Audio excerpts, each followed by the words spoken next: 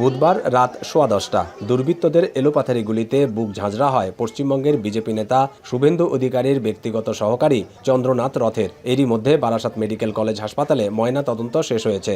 এরপর গ্রামের বাড়ি পূর্ব মেদিনীপুরের চণ্ডীগ্রামে নেওয়া হয়েছে চন্দ্রনাথের নিথর দেহ। এই খুনের ঘটনায় গোটা পশ্চিমবঙ্গে থমথমে পরিস্থিতি বিরাজ করছে। পরিবারে নেমে এসেছে শোকের ছায়া। তবে ছেলে হত্যাকাণ্ডে দোষীদের ফাঁসি নয়, যাবজ্জীবন সাজা চাইলেন চন্দ্রনাথের মা। আমিও একজন মা, আমি চাইবো না তাদের ফাঁসি হোক, কিন্তু যাবজ্জীবন কারাদণ্ড চাইছি। ভবানীপুরে তৃণমূল নেত্রী মমতা বন্দ্যোপাধ্যায়ের সঙ্গে নির্বাচনী লড়াইয়ে শুভেন্দু অধিকারীকে জয়ী করে আনার পিছনে দিনরাত খেটেছেন চন্দ্রনাথ। আর এ কারণেই তাকে ঠান্ডা মাথায় খুন করা হয়েছে বলে অভিযোগ তুলেছেন বিজেপি নেতা শুভেন্দু অধিকারী।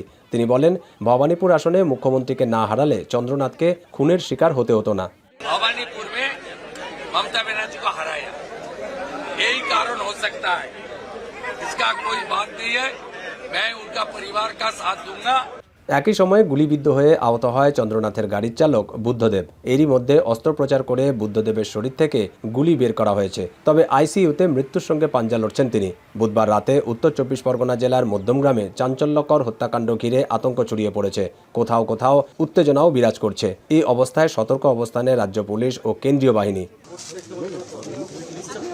যৌথভাবে তদন্ত শুরু করেছে পুলিশ ও সিআইডি। খুনের জন্য একটি গাড়ি ও 2টি মোটরসাইকেল ব্যবহার করা হয়েছে বলে প্রাথমিক তদন্তে উঠে এসেছে। এরই মধ্যে একটি মোটরসাইকেল ঘটনাস্থল থেকে প্রায় 4 কিলোমিটার দূরে পাওয়া গেছে। আর রাতেই বাজেয়াপ্ত করা হয় হত্যাকাণ্ডে ব্যবহৃত গাড়িটিকে। কিন্তু এখনো পর্যন্ত কাউকে আটক বা গ্রেপ্তার করা সম্ভব হয়নি। এমনকি 4 চাকার গাড়িতে ব্যবহৃত নম্বর প্লেট ভুয়া বলেও প্রাথমিক তদন্তে উঠে এসেছে। এদিকে চন্দ্রনাথ হত্যাকাণ্ডের দৃষ্টান্তমূলক শাস্তির নিশ্চিতে আদালতের নজরদারিতে সিবিআই তদন্তের দাবি তুলেছেন মমতা বন্দ্যোপাধ্যায়ের দল তৃণমূল কংগ্রেস। দীপক দেবনাথ, এখন, কলকাতা।